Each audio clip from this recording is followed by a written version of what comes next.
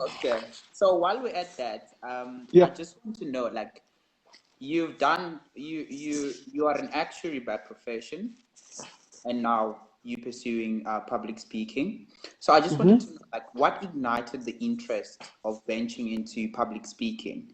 When when we think about actuaries, we think about people that are sitting behind the desk and they're just crunching financial models and interpreting numbers and giving predictions. That's basically what we think. But you being in that space, it's a little bit unprecedented. So what really ignited the interest?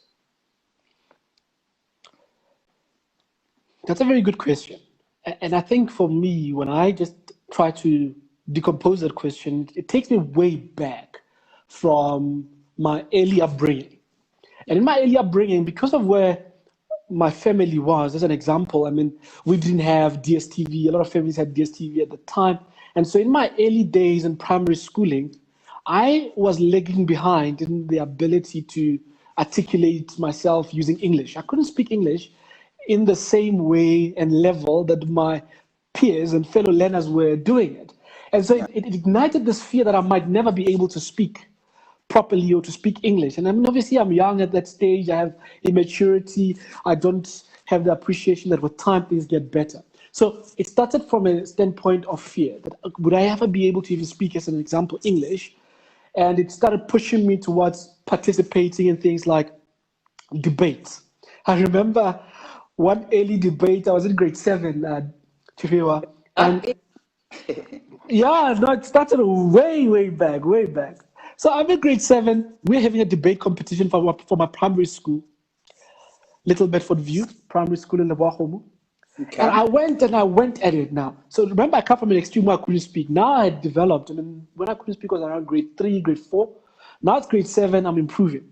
But then I went and I debated. At the end, I think I came out dead last in the debate competition.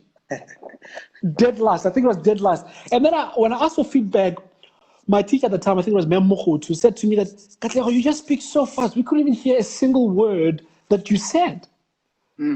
So that changed the balance from somewhere where I couldn't even say a word to a point where I was just speaking way too fast. Went into high school when the passion for actuarial science was, so to speak, birthed in me.